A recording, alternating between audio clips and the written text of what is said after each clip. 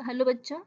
आज की वीडियो में हम लोग एचसीएफ या हाईएस्ट कॉमन फैक्टर या मौसम महत्तम समापवर्तक के बारे में पढ़ेंगे। तो सबसे पहले हम देखेंगे फैक्टर या अपवर्तक क्या होता है, उसके साथ देखेंगे कॉमन फैक्टर और समापवर्तक क्या होते हैं। तो सब देखते हैं कि फैक्टर क्या होता है। फैक्टर या अपवर्तक हमने पिछले वीडियो में भी देखा हुआ है, इस वीडियो में भी हम समझ लेते हैं। अगर आपको कोई नंबर दिया हुआ है तो उसका फैक्टर क्या होगा। फैक्टर वो सारे नंबर्स होंगे जिनके टेबल में दिया हुआ नंबर या गिवन नंबर हो।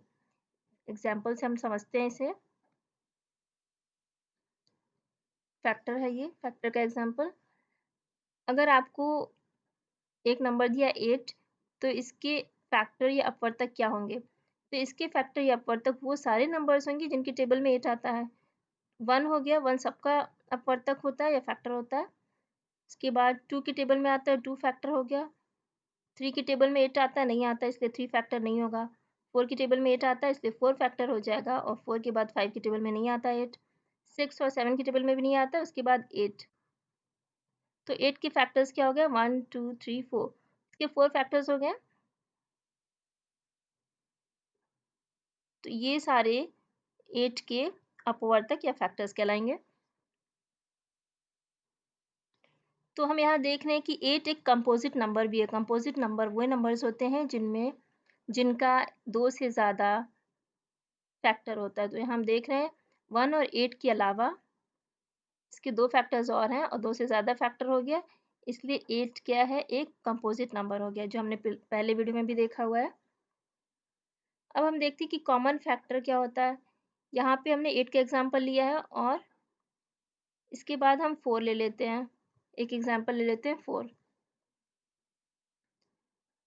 4 के फैक्टर क्या हो जाएंगे, 4 के फैक्टर 1 हो जाएगा, 2 हो जाएगा, 2 के टेबल में आता है 4, और किसके टेबल में आता है 4, 4 के टेबल में। तो हम यहाँ देख रहे हैं 8 में 1 2 और 4, और 4 में 1 2 और 4, ये 3 फैक्टर्स कॉमन है। 1 कॉमन है, 2 कॉमन है, और 4 कॉमन है। तो ये 3 फैक्टर्स कॉमन है इसमें। ये क्या हो जाएंगे, कॉमन फैक्टर, जिसे समापवर्तक भी बोलते हैं या सार्व अपवर्तक भी बोलते हैं। तो हमने यहाँ पे देखा कि फैक्टर या अपवर्तक क्या होते हैं। कॉमन फैक्टर क्या हो गया, जो फैक्टर्स दोनों नंबर में कॉमन हो जाएंगे या दिए हुए नंबर में कॉमन हो जाएंगे, उन्हें कॉमन फैक्टर कहते हैं।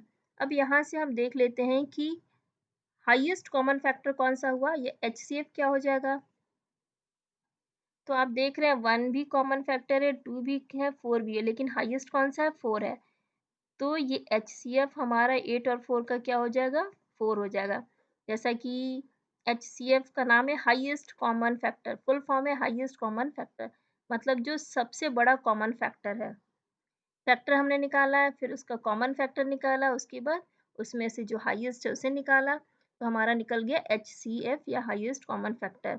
और हिंदी में जब हम देखते हैं मौसम महत्तम समापवर्तक लिखा हुआ है, तो समान अपवर्तक या सार्व अपवर्तक हो गया, और महत्तम में सबसे बड़ा। तो आप देख रहे हैं सार्व में 1 1 2 2 और 4 4 सार्व अपवर्तक है, ये समापवर्तक है, और इनमें जो महत्तम है यानी सबसे बड़ा जो है वो है 4। तो महत्तम समापवर्तक क्या हो जाएगा, 8 और 4 का 4 हो जाएगा। एक और एग्जाम्पल करते हैं। तो हम ले लेते हैं कोई संख्या 48 ले लेते हैं। 48 का पहले हम फैक्टर्स निकालेंगे, तो 1 फैक्टर होगा। 48 है तो 8 लिखा हुआ है यहाँ पे, लास्ट डिजिट 8 है, तो ये 2 से डिवाइड हो जाएगा, 2 फैक्टर हो जाएगा। यहाँ निकालते हैं 1 48 ज़ा 48 हो गया, फिर 48 है, 2 को किससे मल्टीप्लाई करेंगे, 24 से मल्टीप्लाई करेंगे तो 48 मिल जाएगा। तो 24 हमारा हो ही जाएगा, और 48 तो होना ही है अब तक। 1 और 48 हम सबसे पहले लिखेंगे, उसके बाद हम बारी बारी से लिखते चलेंगे। 2 को जब 24 से मल्टीप्लाई करते हैं तो 48 मिलता है। इसके बाद 3 ले लेते हैं, तो क्या 3 से 48 डिवाइड हो जाएगा, तो 3 1 सा 3 है, और 3 6 ज़ा 18। या फिर हम देख सकते हैं 16 3 ज़ा 48 होता है, तो यहाँ पे 3 भी फैक्टर हो जाएगा और 16 भी फैक्टर हो जाएगा। अब हम देखते हैं 4, 48 है, 1 हो गया, 2 हो गया, 3 हो गया, 4 को ले लेते हैं। तो 4 से जब 48 को डिवाइड करेंगे तो आएगा 4 1 ज़ा 4, 4 2 ज़ा 8, 4 12 ज़ा 48 होता है या 12 4 ज़ा 48 होता है। तो 4 और 12 दोनों फैक्टर्स हो गए हैं। इसके बाद 5 है, तो आप जानते हैं 5 से डिवाइड ये कम्प्लीटली डिवाइड नहीं होगा, इसलिए ये फैक्टर नहीं हुआ। फैक्टर वो नंबर्स होंगे जो कम्प्लीटली डिवाइड हो जाएँ, जिसका रिमाइंडर 0 हो, जैसा कि आपने पिछले वीडियो में देखा है और समझा है। तो यहाँ पे आप देख रहे हैं कि 5 से 48 कम्प्लीटली डिवाइड नहीं होगा, पूरी तरह से विभाजित नहीं होगा, इसीलिए 5 48 का फैक्टर नहीं है। इसके बाद हम 6 देखते हैं। तो हम जानते हैं 6 के टेबल में 48 आता है, 6 8 ज़ा 48, तो 6 भी हो गया और 8 भी हो गया। तो हमें ये सारे फैक्टर्स मिल गए। 6 के बाद 7 आता है, 6 और 8 के बीच में बस एक नंबर रह गया 7, तो 7 यहाँ पे 7 से 48 डिवाइड नहीं होगा, तो 7 फैक्टर नहीं होगा। 7 से 48 कम्प्लीटली डिवाइड नहीं होगा, पूरी तरह से विभाजित नहीं होगा, इसमें कुछ ना कुछ शेष बचेगा, इसलिए 7 48 का फैक्टर नहीं होगा। तो हम यहाँ देख रहे हैं कि 1 2 3 4 6 8 12 16 24 48, ये 48 के फैक्टर्स है। 1 और 48 के बीच में जितने फैक्टर्स हैं यहाँ पे मिल गए हैं। एक चीज़ हमने ये देखा है कि 48 ये एक इवन नंबर, और जब इवन नंबर होता है तो 48 हमने लिखा है, लास्ट फैक्टर 48 हो गया, और इवन नंबर का लास्ट के पहले वाला फैक्टर जस्ट उसका आधा होता है, हाफ होता है। 48 का हाफ क्या हुआ 24, इवन नंबर है तो सीधे आप उसका हाफ लिख लेंगे, और उसके बाद 1 से लेके इन दोनों नंबर के बीच में जितने भी फैक्टर्स उसे आप निकाल लीजिए, और 24 और 48 के बीच में कोई भी फैक्टर नहीं होगा। ये सिर्फ इवन नंबर के लिए है, कि जैसा कि यहाँ पे बताया गया है। अगर हमें दो नंबर मिला है 48 और 64, दोनों का हमें क्या निकालना है, मासा या HCF, 48 और 64 का HCF निकालना है। तो सबसे पहले हमें फैक्टर लिखना है, जैसे कि HCF का फुल फॉर्म है हाईएस्ट कॉमन फैक्टर। पहले फैक्टर लिखेंगे, फिर उसमें कॉमन देखेंगे, और उन कॉमन में कौन सा हाईएस्ट है उसे देखेंगे, वो हमारा क्या हो जाएगा HCF या महत्तम समापवर्तक। तो हम जानते हैं 1 और 64 हम लिख लेंगे, और 64 इवन नंबर है इसलिए 64 का आधा लिख लेंगे, ये हो जाएगा 32।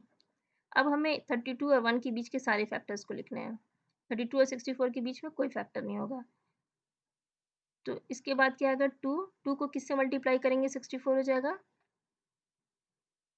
ये हमने लिख लिया, ये 32 ही होगा। इसके बाद 3 से ये डिवाइड होगा 64, 3 से जब ये डिवाइड होगा तो कम्प्लीटली डिवाइड नहीं होगा, करके देख लेते हैं। 64 3 2 ज़ा 6, यहाँ पे 4 आया, और 3 1 ज़ा 3, आप देख रहे हैं रिमाइंडर 1 बच रहा है, यहाँ पे रिमाइंडर 1 है इसलिए ये 3 फैक्टर नहीं होगा। 4 से करते हैं,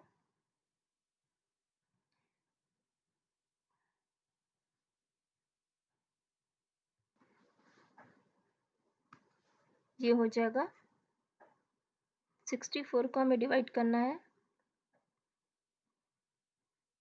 4 से, 4 1 ज़ा 4, यहाँ 2 बचा, 4 6 ज़ा 24। तो 4 को जब हम 16 से मल्टीप्लाई करेंगे तो क्या मिल जाएगा हमें 64 मिल जाएगा। इसके बाद 5 आता है, 5 से 64 पूरी तरह से डिवाइड नहीं होगा। फिर 6 आता है, 6 से भी नहीं होगा। 7 आता है, 7 से भी नहीं होगा। 8 आता है, 8 8 ज़ा 64 हम जानते हैं।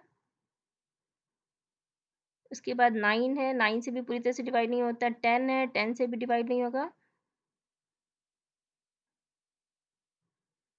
11 से भी नहीं होगा, 12 से भी नहीं होगा, 14 से भी नहीं होगा, 15 से भी नहीं होगा। तो हमने देखा ये हमें 64 के फैक्टर्स मिल गया। तो अब हम देखते हैं इनमें से कॉमन कौन सा है 48 और 64 में। तो कॉमन कौन कौन से हैं, 1 कॉमन हो गया, 2 कॉमन हो गया, 4 कॉमन हो गया, 8 कॉमन हो गया, 16 कॉमन हो गया, 16 इसके बाद कॉमन नहीं है, तो इन दोनों का हाईएस्ट कॉमन फैक्टर क्या हो जाएगा, HCF क्या हो जाएगा, 16। तो HCF निकालने के लिए हमें क्या करना है, पहले सारे फैक्टर्स निकले हैं, फिर उसमें से कॉमन फैक्टर देखना और कॉमन में जो हाईएस्ट है उसे देखना है, तो ये हमारा HCF हो जाएगा। तो ये मैंने 2 नंबर का बताया। अगर 3 नंबर्स का आपको निकालना हो तो आप ऐसे निकालेंगे, पहले फैक्टर्स लिख लेंगे, तीनों के सारे फैक्टर्स लिखेंगे, उसके बाद तीनों में जो कॉमन फैक्टर्स है उन्हें देखेंगे, उन कॉमन में जो हाईएस्ट फैक्टर है उन्हें देखेंगे, तो 3 नंबर्स का भी HCF ऐसे निकलेगा। आपको जितने नंबर्स का HCF निकालना है ऐसे ही निकालेंगे। बच्चों HCF को हम लोग ग्रेटेस्ट कॉमन डिवाइसर या GCD भी बोला जाता है। HCF निकालने के 2 मेथड्स हैं, एक होता है डिवीजन मेथड या भाग विधि और दूसरा होता है गुणनखंड मेथड, गुणनखंड विधि या जिसे हम फैक्टराइजेशन मेथड भी कहते हैं। तो हमने ये जो मेथड देखा है इसे कहते हैं फैक्टराइजेशन मेथड, जिसमें फैक्टर लिखने के बाद से और फिर उसका कॉमन फैक्टर्स देख करके फिर उसमें से हाईएस्ट को सेलेक्ट करते हैं। फैक्टराइजेशन मेथड में अगर प्राइम फैक्टराइजेशन से आता है HCF निकालना, तो इसे कैसे करेंगे हम, तो पहले हम प्राइम फैक्टराइजेशन करेंगे, उसके बाद उसका HCF निकालेंगे।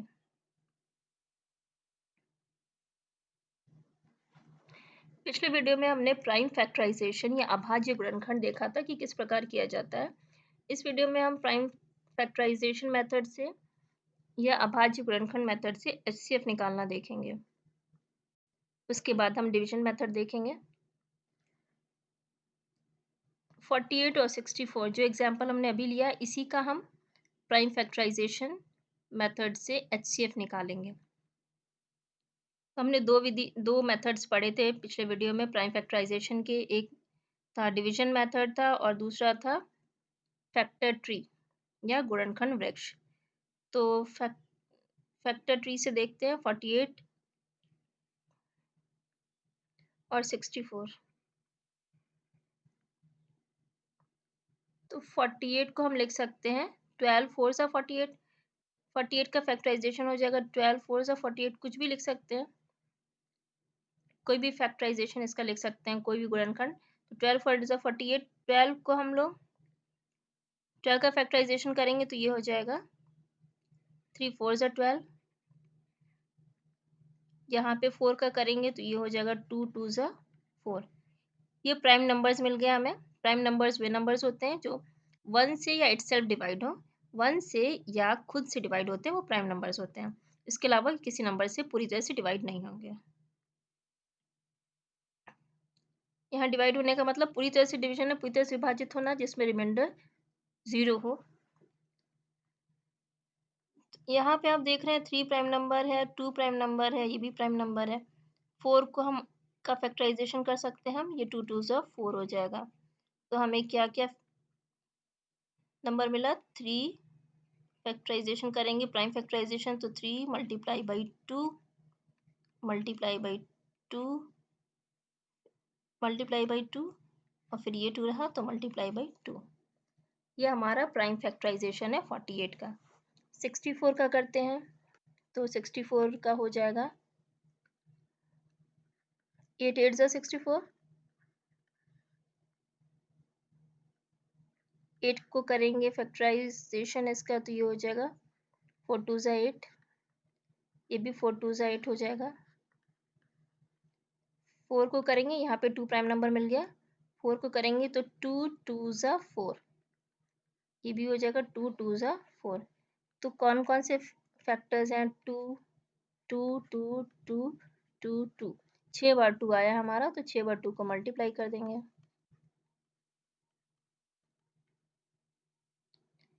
तो इनको हम लिख लेते हैं।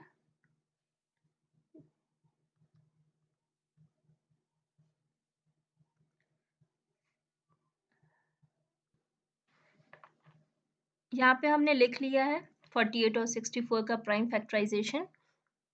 अब हम देखेंगे इसमें कॉमन कौन सा है। आप देख रहे हैं इसमें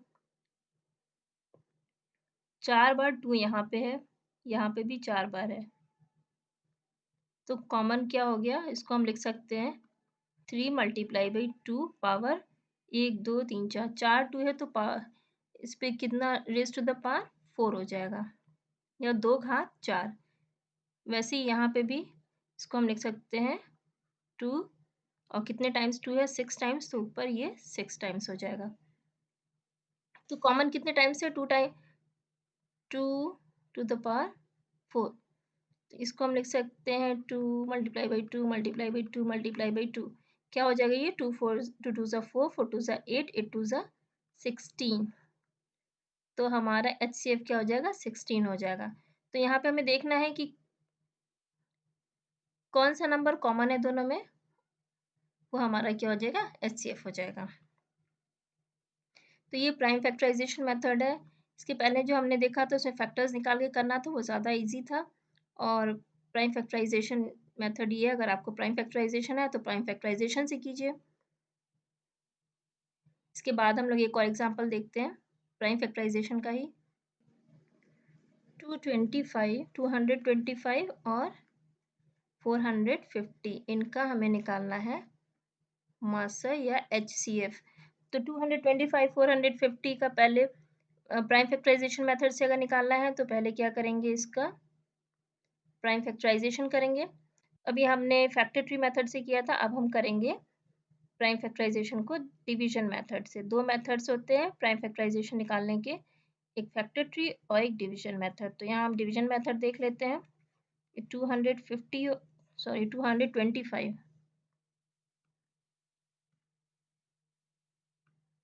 225 है और दूसरा है 450। 225 है तो ये 3 से डिवाइड हो जाएगा। 3 7 से 21, यहाँ 1 बच रहा है, 1 और 5 मिलके 15, 3 5 से 15। फिर ये 3 से डिवाइड करेंगे। 3 2 से 6, यहाँ हम क्वोशंट लिखते हैं। 3 2 से 6 और 3 5 से 15। अब ये 5 से डिवाइड हो जाएगा। 5 5 से 25 और ये 5 1 से 5। तो 225 के प्राइम फैक्टराइजेशन मेथड से क्या हो जाएगा? 3 multiply by 3 multiply by 5 multiply by 5। ये सारे हमने लिख लिए। अब 450 का करना है। 0 दिया है तो 2 से डिवाइड हो जाएगा। 2 2 ज़ा 4, 2 2 ज़ा 4, 2 5 ज़ा 10। फिर 225 है तो इसको 3 से डिवाइड करेंगे, 75 आएगा। आप देखिए यहाँ पे भी वही दिया हुआ है। फिर इसको 3 से डिवाइड करेंगे तो ये 25 आ जाएगा। फिर ये 5 से डिवाइड हो जाएगा। 5 5 ज़ा 25 और यहाँ 5 1 ज़ा 5। तो आप इसको हम लिख सकते हैं 2 मल्टीप्लाई बाई 3 मल्टीप्लाई बाई 3 5 5। अब हमें इसमें कॉमन देखना है। तो कॉमन हमारा क्या है? 3 3 5 5 3 3 5 3 multiply by 3 multiply by 5 multiply by 5। तो हम इसको लिख सकते हैं 3। अब हम इसको मल्टीप्लाई करके देखते हैं तो ये क्या हो जाएगा? हमारा मल्टीप्लाई करने पे कॉमन ये है, आप देख रहे हैं यही है, तो मल्टीप्लाई करेंगे तो 225 ही आएगा। तो हमारा एचसीएफ क्या हो गया? 225। तो ये हमारा प्राइम फैक्टराइजेशन मेथड से था। इसके पहले हमने फैक्टराइजेशन मेथड से देखा था, फैक्टर निकाल करके, जो भी फैक्टर्स हैं उनको निकाल करके उसमें जो कॉमन है और जो हाईएस्ट है। इसके बाद हम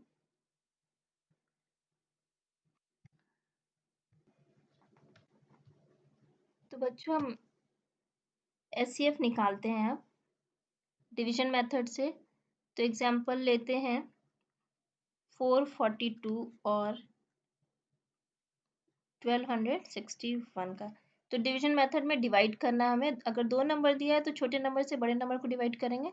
1261 है, इसको 442 से डिवाइड करेंगे तो ये 2 टाइम्स में जाएगा। 2 2 ज़ा 4, 2 4 ज़ा 8, 2 4 ज़ा 8। इसको सब्ट्रैक्ट किया जाएगा तो ये आ जाएगा 7 और यहाँ 15 हो गया और 15 माइनस 8 कितना हो जाएगा? ये हमारा ये भी 7 हो जाएगा और ये यहाँ पे 11 हो गया। 11 माइनस 8 हो जाएगा 3 377। अब हमें क्या करना है कि 377 को से 442 को डिवाइड करना है। ये 1 टाइम्स में जाएगा, 377 हो गया। 12 माइनस 7 ये 5 हो जाएगा। 13 माइनस 7 12 माइनस 7 5, 30 माइनस 7 6 हो जाएगा और ये हमारा हो गया 65। फिर हमें क्या करना है, जो हमारा रिमाइंडर है उसे हम लेकर चलेंगे, उसे हमें डिवाइड करना है। तो 65 के पहले वाला रिमाइंडर क्या है, शेष क्या है, 377। तो 377 को ही हम डिवाइड करेंगे। तो ये हमारा क्या बनेगा, ये हमारा बनेगा डिविडेंड। इसको जो हमारा रिमाइंडर है वो बाद में हमारा डिविडेंड बन जाएगा, या जिसको हम भाज्य कहते हैं। तो ये हमारा 377 यहाँ पे है, ये बाद में डिविडेंड हो जाएगा। इसके बाद जब हम करेंगे तो ये रिमाइंडर हमारा डिविडेंड हो जाएगा, और ऐसे ही हमें आगे करते जाना है। तो यह 65 को हम किससे मल्टीप्लाई करेंगे कि 377 या उससे कम आ जाए। तो मल्टीप्लाई करके देख लेते हैं। 5 से करेंगे, 5 5 से 25, 2 5 से 30, 32, 325 हो जाएगा ये। और यहाँ हमारा बचेगा 7 माइनस 5 2 हो जाएगा, और 7 माइनस 2 ये 5 हो जाएगा, 52। अब ये 52 हमारा रिमाइंडर है। अब इससे हमें क्या डिवाइड करना है, इससे हमें इसके पहले वाला रिमाइंडर डिवाइड करना है, और ये जो हमारा डिविडेंड हो जाएगा या भाज्य हो जाएगा 65 यहाँ आ गया। अब 52 को 65 से डिवाइड करेंगे तो ये 1 टाइम्स में जाएगा, ये हो जाएगा 52, और यहाँ हमारा बचेगा 13। अब फिर 13 से क्या डिवाइड करना है, तो इस 13 के पहले वाला रिमाइंडर है, इसको डिवाइड करना है, ये 52 हो जाएगा, और ये 13 4 सा 52, ये कट गया और यहाँ आ गया 0। तो हमें इस महत्तम समापवर्तक निकालने के लिए तब तक डिवाइड करना है जब तक कि 0 ना आ जाए। और 2 नंबर दिया है, जो रिमाइंडर बचेगा वही आगे चल के हमारा डिविडेंड हो जाएगा। यहाँ पे 377 रिमाइंडर था, इसके बाद वाले स्टेप में 377 को डिविडेंड बना दिया गया है, और यहाँ का 65 रिमाइंडर था वो आगे वाले स्टेप में डिविडेंड हो गया। फिर 52 रिमाइंडर था वो आगे वाले स्टेप में डिविडेंड हो गया। ऐसे ही हम करते जाएंगे जब तक कि रिमाइंडर 0 ना हो जाए। तो अब ये जो लास्ट में हमारा नंबर आ रहा है, जो डिवाइजर है हमारा, ये हमारा क्या हो जाएगा, मॉसा या HCF 13। तो ये 13 जो है ये इन दोनों नंबर्स का कॉमन फैक्टर है, हाईएस्ट कॉमन फैक्टर है। अगर बच्चों 3 नंबर दिया हो तो हमारा ये जो पहले 2 नंबर लेके चलेंगे, छोटा नंबर से बड़े नंबर को डिवाइड करेंगे। उसके बाद जब 0 आ जाता है तो हमारा जो डिवाइज़र है उससे हम तीसरे नंबर को डिवाइड करेंगे, और स्टेप्स ऐसे ही जाएंगे। तीसरा नंबर को डिवाइड करने में जब 0 आता है उसका जो डिवीज़र होगा वो हमारा तीनों नंबर्स का HCF हो जाएगा। यहाँ पे मैंने 2 नंबर का बताया है। और अगर 2 प्राइम नंबर्स दिए हुए हैं या 3 प्राइम नंबर्स दिए हुए हैं, पहले हम देख लेते हैं को प्राइम नंबर क्या है। को प्राइम नंबर्स वे नंबर्स होते हैं को प्राइम या सहअभाज्य।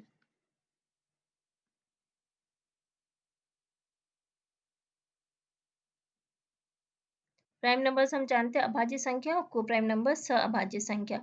मतलब ऐसे नंबर्स जिनमें कोई भी कॉमन फैक्टर नहीं है, 1 को छोड़ के, 1 सब में कॉमन होता है, तो 1 को छोड़ के कोई भी कॉमन फैक्टर नहीं है, उन्हें सहअभाज्य को प्राइम नंबर्स कहते हैं। और अगर को प्राइम नंबर्स दिए हुए हैं तो उनका HCF हमेशा 1 होगा। तो इसको याद रखिएगा, को प्राइम नंबर्स वे नंबर्स हैं जिनमें कोई भी कॉमन फैक्टर नहीं है 1 को छोड़ के। अगर ऐसे नंबर्स हैं तो उनका HCF हमेशा 1 होगा। बच्चों, अगर आपको वीडियो पसंद आया है तो आप वीडियो को लाइक कर सकते हैं, शेयर कर सकते हैं और चैनल को सब्सक्राइब कर सकते हैं।